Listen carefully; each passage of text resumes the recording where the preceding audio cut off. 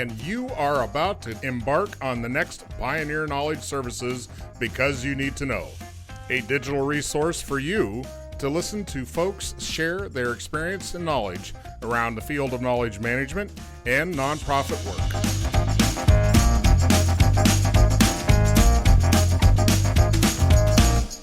If your company or organization would like to help us continue this mission and sponsor one of our shows, email byntk at pioneer-ks.org.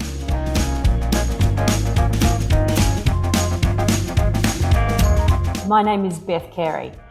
Where I am today is sunny, or not so sunny, Austin, Texas.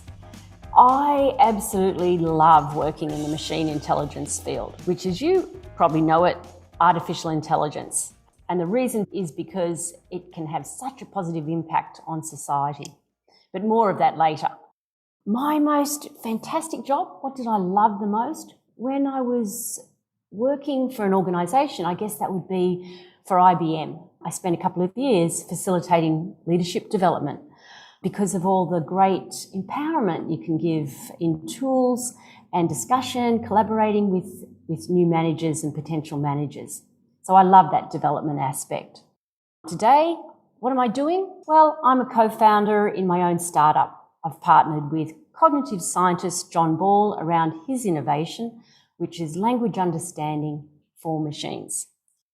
I am inspired when I see development happening and people like interns working for us from universities, and they have an epiphany, or you can see the lights go on about something that they've learned from what we're doing. I love that. I love seeing the curiosity around the topics that will change the world for the better in the future. So what do I see that future as being? Well, I see all of society benefiting from what we do in artificial intelligence, and that's a big order. And some of the problems that we're facing as a society, I'm sure we'll get into very shortly with Edwin.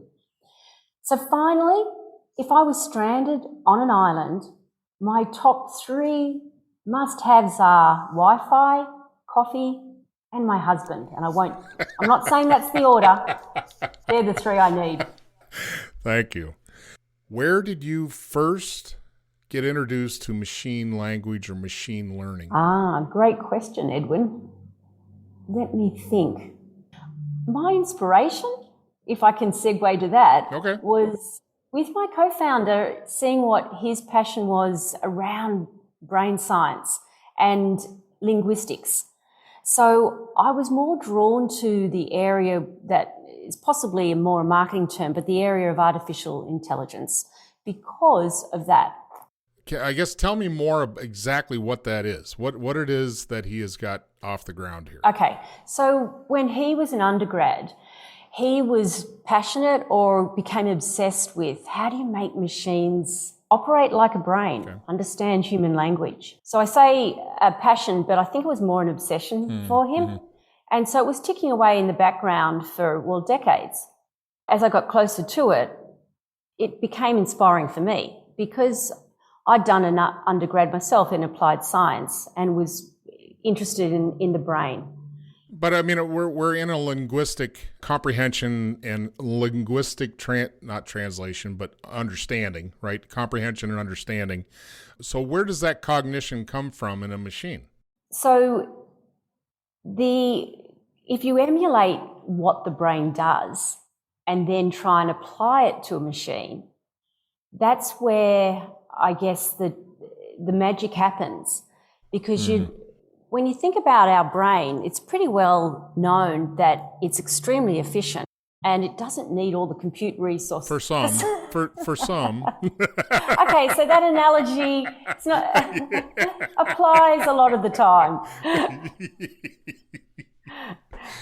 All right. Well, where did you make the crossover from IBM? I mean, what put you on the path you're on now with this developmental course? The timing was right from John Ball's point of view for me to join and look at what we could do commercially with this research and development. Part of the journey along the R&D journey was in one of the significant milestones was in 2012 that he came across a linguistic framework from Professor Emeritus Robert D. Van Valen Jr. And that linguistic framework is called role and reference grammar. That was what kicked off the recognition that, hey, this is really something that can be exploited and leveraged for machines. Can you give me that name again? Rollins Reference Language? Is that what you said? It's role and reference grammar. Role, Okay. R-O-L-E. Sorry about that Australian accent. That's all right. Role and reference. Yes. Apparently that gave a leg up in what he was trying to achieve. It was like the missing piece, if you asked him. He'd spent his time looking at his research, looking at what the brain does, and then he realised he didn't actually know how languages worked. Right. And he was in a bookstore in New Jersey, and he found a book. Credit to Emma Pavey, her book titled The Structure of Language, and in it was an introduction to this, what we think is a revolutionary linguistic framework called role and reference grammar, or RRG. What does that connection enable this to do now? The RRG came out of a thesis from back in the 70s between Van Valen and his colleague Bill Foley. They looked at what would a linguistic framework look like if it actually covered all those diversely structured languages. So instead of starting with English or Spanish or a popular language, they looked at languages like Austronesian, Tagalog from the Philippines, Australian Aboriginal, and the Native American language Lakota. So that gave a different frame of reference. I'm sure the number of terms is much less as for some of these cultures. So is it a volume thing or a meaning thing, or what was Oh my gosh, Edwin, you're stealing all my words. It was meaning. It was all about meaning. So as humans, we're communicating about the world's objects in the world. But we have very different words and phrases, and the diversity of languages is enormous, as you're alluding to. But the commonality is meaning. And so if you think of what that means, we've got 6,000 odd languages in the world, and yet what technology has been most focused on or most able to achieve understanding, or not so much understanding, but generating, is in those most populous languages. Well, how does that translate to this target ultimate machine interface? So John Ball was, or I think he'd say he still is, really a computer engineer at heart. But he looked at, or had to expand his horizons to know more about how the brain worked.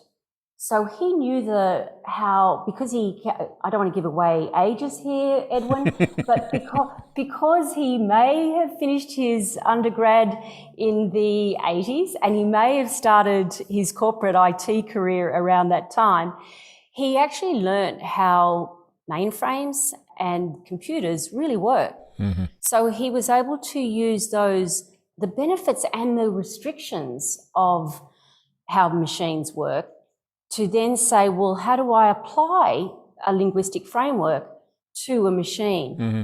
And so that cleverness or that magic is around his theory, how brain works, which is pattern theory, and the right linguistic framework that actually looked at, over the same sort of period of time in parallel, the world's languages and how they worked. Well, it sounds easy enough. Yeah. So maybe there's no more to talk about, Edwin, because...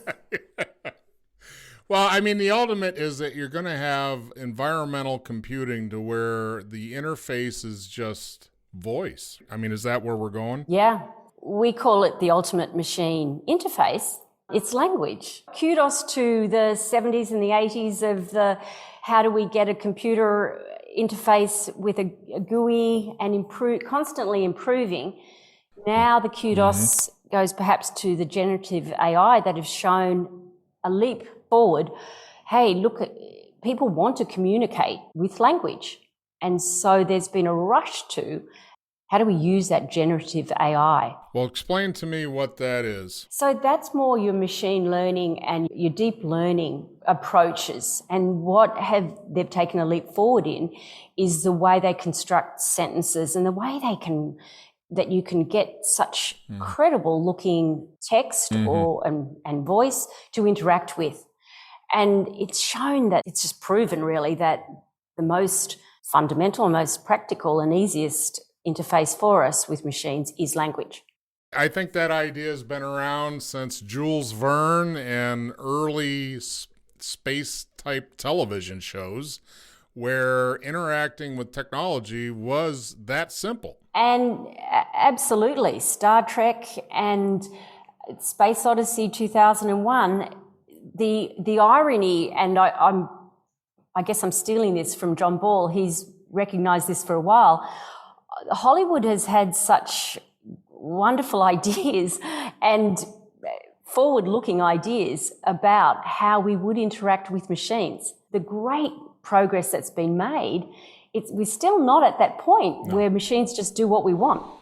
I would love to get my Subaru to be able to actually understand when I say, call mom or call dad, instead of saying, setting the AM station to Christian rock. And I'm like, that's not what I said. It is, some of those interfaces are so frustrating. It's like I just pushed a button. You know what? It's just not even worth the hassle trying to get this to work. But generative means something different. Having an artificial intelligence is one thing, but generative has a underlying meaning that it's going to continually build and shape and adjust, correct? It does. I would say it's the generation, it's the production of text based on the text that you've input to it. And it's extremely good at picking up what patterns to produce the right text to your question. The piece that's missing and that we're enabling is the understanding of what Edwin says when he's in his Subaru. When you're sitting there and you're interacting and you say, can you call mum? Oh, no, can you call my sister? That understanding that you actually you're correcting, that you're interacting in a real conversational way, that's understanding, that's what we can enable for the future. That gives the opportunity to get some customization with the user. The interface actually goes from a static, what we all are used to is a static interface. You know, a typewriter, the interface is keys. The keys, tab, space, those are all the interface. And computers brought us, the touch screen brought us a new type. Now we went to icons. Instead of reading things, I just look for the icon. And it's still a process. So what we're going to do is we're going to skip all that process time and focus and just go strictly to language. Yes, that's right. That's the beauty or the beauty of it, or the opportunity of this technology. And what we want to do for society though is make that accessible and applicable. So it's not just Edwin and his Subaru, but it's for the older generation, for people with disability, which is pretty much all of us. We're all affected to some extent at some time by that lack of using all our senses all the way that completely seamlessly. So by starting with a language model such as the role and reference grammar, and with an approach like what the brain is actually doing, that means it's accessible, it's language understanding, and as well as the generation. So it's customized, back to, I think you used the word customized. Customized, yeah. I'm thinking of the interaction that a user gets now when they have a login to a system. When they have a login to a system, then you can save some favorites, you can customize it to where things are left where you left them the last time you were there. And those are helpful breadcrumbs and things like that to shorten the search, shorten the connection to whatever the data is. And so the question coming up for me now is, what is the issues with accessibility for those who are not able to hear, see, how is it going to work for someone that is unable to communicate that way? So I guess it's like curb cutting. That enables wheelchairs to use the road the route from the road to the sidewalk, but it also enables anyone with pram or a limp, or it's better for all humans. So if you have at the core of a model that it is human-like and it is designed, it's a human-centric design, then the rest follows. The opportunities then for applications to sit on the top of that language understanding interface is enormous. Yeah. And I know of incubators that are very successfully taking advantage of or attracting startups looking at those more accessible options. Imagine if those startups then have access to a truly human-like language understanding interface. Then that makes that interpretation that much easier. It makes it easier, the dialects, the various human-like, the things that make us individuals. That's what we want to cater to in every design that we come up with.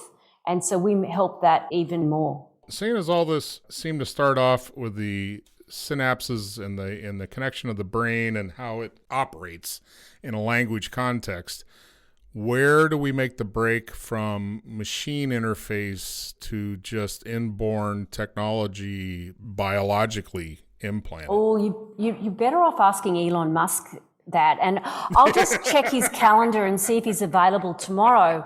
So you can only focus on so much, Edwin, and I'm not saying that there's... You're gonna do that next year. I got it. I know. Or at least next week. We've got a few more days of this week. I think that's what people need to understand, is that the transition from how we connect is going to continually evolve. As machine learning, machine language becomes expert in comprehension, in those pain thresholds of, you know what, I'm not even going to try to communicate with this car anymore because it just never gets anything right and it doesn't learn anything. It's the same. I get the same response I did the day I bought the car. Once we get out of that broken concept of how to interact to the place where it's fluid, learning, evolving, becoming better, understanding more, and perceiving more, then the next step is to change again the interface. And there you go, you designing the best marketing words and sales words for our company. So Edwin, I'll be in touch after this podcast and we'll be signing you up. If you look at the definition of natural language understanding in Wikipedia, it is about machine readable comprehension. So comprehension is a good word and it is possible without making sentient beings. It's possible to give machines the tools, i.e. enable them to understand language without them needing to be sentient, without them going rogue. And that comprehension is super important. And the funny thing is, and it's been noticed so many times by academics, including Emily Bender from the University of Washington and Melanie Mitchell from the Santa Fe Institute, we take it for granted what the brain does. We think that where this conversation is easy, but we don't realize how quickly you and I are decoding what each other is saying and then responding. That just seems simple. So we've got this idea, and I think Melanie Mitchell has said was the one that said this, that easy things for us are hard for a machine and vice versa. Things that are hard for a machine, if I said that right, easy for a machine are hard for us. So I think of an Excel spreadsheet. No one's as clever as an Excel spreadsheet, but it reliably and repeatedly gives you the right answer. So it's doing the heavy lifting. That's where we want to get to with language, that ultimate machine interface, where they understand even people like you, Edward. Thank you. I think there's a lot of possibilities here. And do you have a select market you're looking to break into? Again, the beauty of language is that it's actually not specific to an industry. But yes, we do have a GTM, and yes, we do have a focus for starting off But if you think of how a child learns language, we all learn our own native language. That's got to tell you something. The brain does something right, or the environment does something right, that together enables you to speak your native language. And by the age of 2, 3, Gary Marcus has done a lot of research and discussion about this topic. Young toddlers, children are much smarter than today's, what we call today's AI. And why is that? Because you learn that language. It doesn't mean, though, so even though you can have that intelligent conversation better than with a machine, but with a child, it doesn't mean that you don't have to go to university to learn more complex topics like medical or legal. Well, you bring up something that I had done research on called object-based learning, and that gets back to that language construction and contextual understanding that forms in a young brain to make those connections of meaning. Touch fire, hot, touch fire, hot, ow, ow, that sort of thing. And you think of how much language a child absorbs just by environmental impact, environmental socialization. But the object-based learning is that words are translated to things, or things are assigned words. And that's where this build starts from, is this contextual relationship that gets built up here that makes meaning of words to begin with. There you go again, stealing my thunder, Edwin. And what the technical terms could be to describe what you just described, what that brain's doing and how they're learning, it's learning like what you just articulated. It can generalize, or we generalize because of the way that we've learnt something as a child. For example, if I said, I'm eating a glove, your reaction would be, what's a glove? Exactly. And I'd say, it's a piece of fruit. And immediately you know where that, something about it. You don't know everything, but you know something. You've got it classified into a domain. Okay, it's fruit. Okay, that helps. It helps. Yeah. And then if I give you more associations like, oh, it's sweet, it's grown in that backward country called Australia. And by the way, it's a fictitious name. It doesn't even grow there. But the point is, as humans, we learn incrementally. It's incremental based on what we learned, however many years ago it was when we were learning language. Well, I don't know where to go from here. I was looking up a quote because it's impactful. So give me a second here, see if I can find it. Gordon Pask is the guy's name. He's the one that came up with the concept of conversation theory. Okay. And the premise of conversation theory is that by two entities being in a creative capsule of a conversation will have a residual effect on the other person. Because the conversation that you and I exchange in this point in time will exist up here. Some parts and pieces will change us forever. And that's why he said, once a conversation started, it never stops. Right? There's a residual to our conversation. Very interesting. It may stick, it may not. It may be not conscious. It may be conscious. Gordon Pask. Where you're going with the technology, right? Because you want to have that residual stickiness where absolutely. You don't want it to be like Frosty the Snowman. Every day you wake up, it's a new day. You just started. There's nothing in the history banks. There's no Groundhog Day. No, that's frustrates people. All right. Well, we got that all figured out. So what's next? We want to show how this improves lives, and enterprise is our market. Okay. It's valid across any industry, any application. And as we build out more what we call classes or predicate classes, the understanding and the comprehension becomes richer and richer, just like a child learning. So is this going to be ultimately it'll be a subscription rate, right? I mean, you're talking about sign up for a year and try it out. That sort of thing. Licensing to enterprises, because it doesn't require training. It's then an understanding basis for their applications. For a large organization, this would be an on-premise application. It can be in the cloud. It's a small footprint. It doesn't require the processing. It's a fundamental core or platform for enterprises then to communicate with their customers, and for customers to not get frustrated by that apparent loss of memory of everything they just conversed about. previously. The other side of this coin of software that does these sorts of things, we just had a discussion the other day on the level of depth and width of like Microsoft Project, and that it's an enterprise solution, but it's not easy to roll out because there's a lot of stuff you got to do under the hood. So, but what you're saying is this is something you can set in a existing enterprise and just let it go. Yeah, that's right. You use it. I think you're talking about the journey from the ultimate sort of chatbot interface to how you represent enterprise information and knowledge.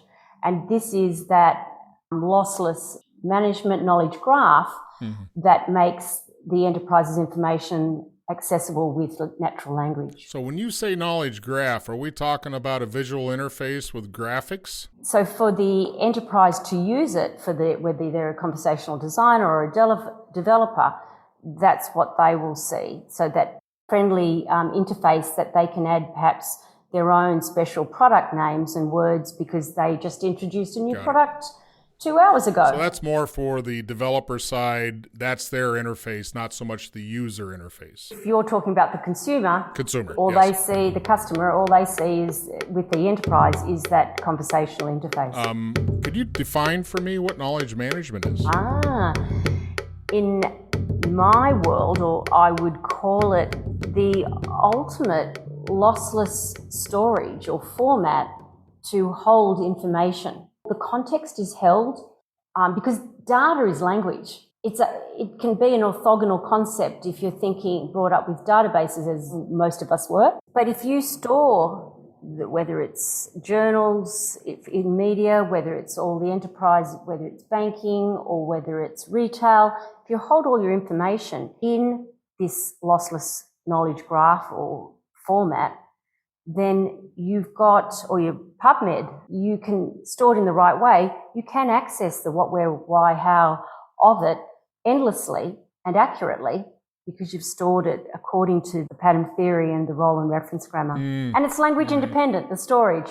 It's so long as the system knows of that one, which one of those 6,000 languages, knowing English, if it's got that module, then it's able to break language down into its meaning. Is it up to the recipient, at least on the on-premise, to keep up the dictionary in that terminology list? That's a great question. The tricky part of language is all the ways that we manipulate objects. The objects, whether you call them named entities, which your special product names, your street names, there's millions, billions of those words. Yeah. What is the way that we talk about those objects, and what in our parlance, they're predicates. That's the part our linguists are building, that the information or the associations required for those.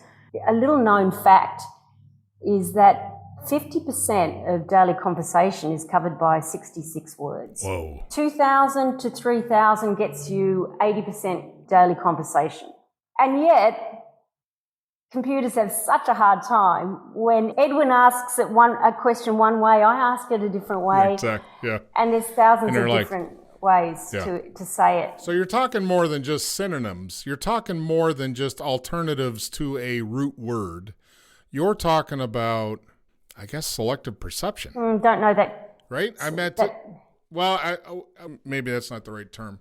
Regionality. Let's go with regionality. So regionality, what a word means in Northern California is not what it means in Southern Florida.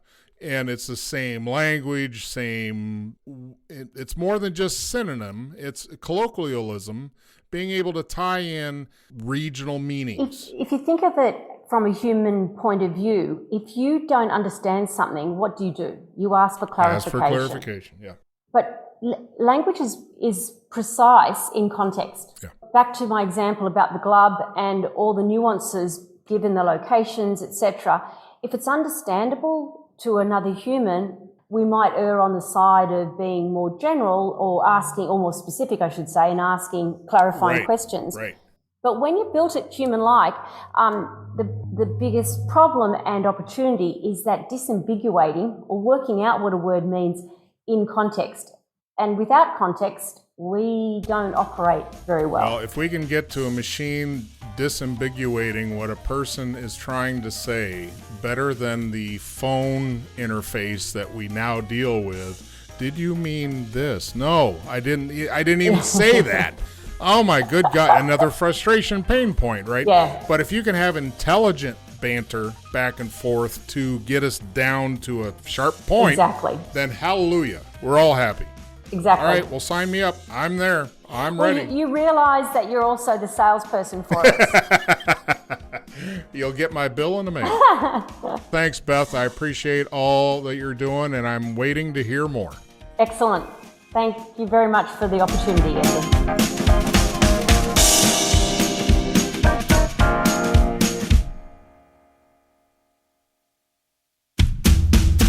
You have just finished our latest Because You Need to Know, a public service of Pioneer Knowledge Services. Please join us on LinkedIn and find us at pioneer-ks.org.